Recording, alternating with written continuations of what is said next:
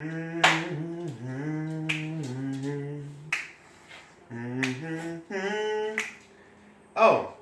hey there. It's Isaiah, the host, the myth, the king, the legend. You know who it is. I'm here today to talk about a specific topic. A topic that people go over, but they don't go over it in the right way. No offense to anyone else out there. They don't go at it the right way. Now, I'm here to talk about the American dream. Now, people know what the American dream is. They know about it. They know all about all these different things. But my American dream when I was younger was that I wanted to be rich. I wanted to be rich so fast so that I can have all these different things, all these different nice things. You know how people are when they're younger. They don't know what it takes to get to be rich. Like, I wanted to be a millionaire, a billionaire. I want to be all these different things. But no one knows. Like, as a little kid, you're always going to want those dreams. Like, to be a doctor and all these different things, but it's never going to be that easy. I realized when I started getting older that the smaller goals is what truly matters in a person's life. The small goals are what we need to keep us on track for that big goal of being rich, of being a doctor, of being all these different things. Now, I want to be a football player. I want to be an NFL star. I want to be in the Hall of Fame. I want to be these different things as a football player, but I can't do that without A, getting my grades up, or B, graduating high school, or C, even going to football practice as a high school student.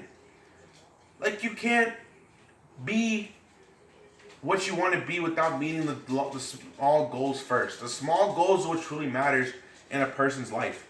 If we didn't have small goals, we would be all over the place. We'd be like, how do we get to this big dream that we want to get to so bad, but we don't know how to get to it because we don't have a small goal. Now, small goals for me was to honestly, when I started thinking about it, first, make sure that I keep my grades on point. And that itself isn't a big goal itself. Trust me. I know. Because I had to deal with teachers that didn't see my point of view, that I just couldn't get help from. Now, Michelle, this isn't to you. You're a great teacher. I'm just saying that right now, okay? Don't get me at this. It's cool. Anyways, back on point. So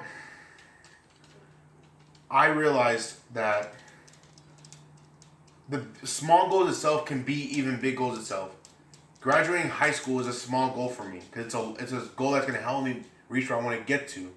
But it's also a big goal in itself because even that small goal has smaller goals into it.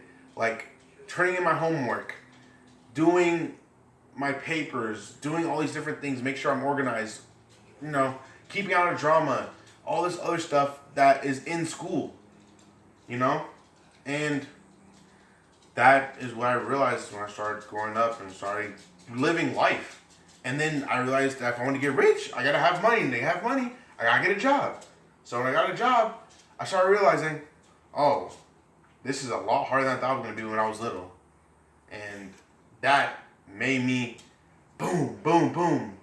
Flashes in my brain started exploding to make me think and realize, whoa, small goals really do matter. The small goals that I need to attain the big goal really does matter. The big goal is good and all, but how am I going to get to it if I can't get all these small goals first? Now,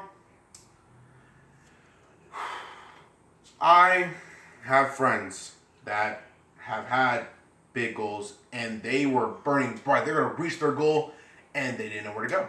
And they were burning bright like a big, huge candle. But everyone knows the candle's got to go out sooner or later, right? And that was them. Their candle went out.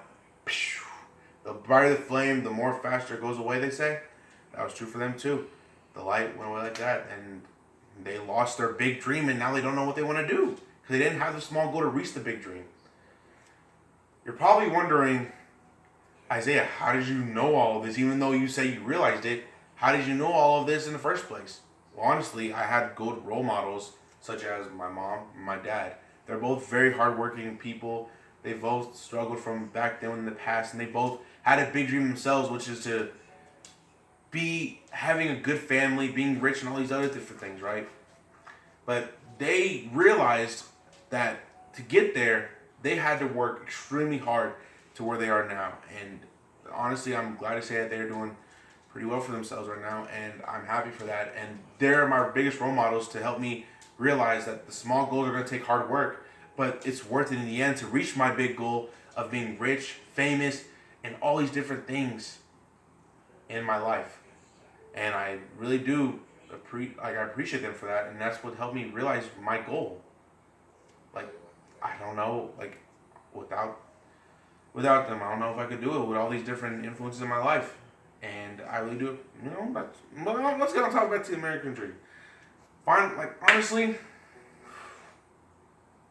the American dream is a great, great thing. It honestly is a great thing. It's a blessing to be part of the American dream. It's a blessing. But it's not the most important thing that we have to look forward to in the future. It's the small goals that we aim for ourselves. That's the small goals that we need to aim for in the future, in the present. The present is what we need to aim for. The small goals in the future, that is the best thing for us. We all need to realize that, and we all need to succeed in doing that. And once we all do that, we can all get to our big dream of being millionaires, having nice Bugattis, Ferraris, pools with bubbles on the bottom, like an endless pool, like LeBron does, a mansion, kids that are great, and a beautiful and a wonderful wife/husband, whoever you're looking for. It's whatever. That's if that's your American dream, you gotta reach that by first reaching the small goals, and that's Isaiah ending his talk.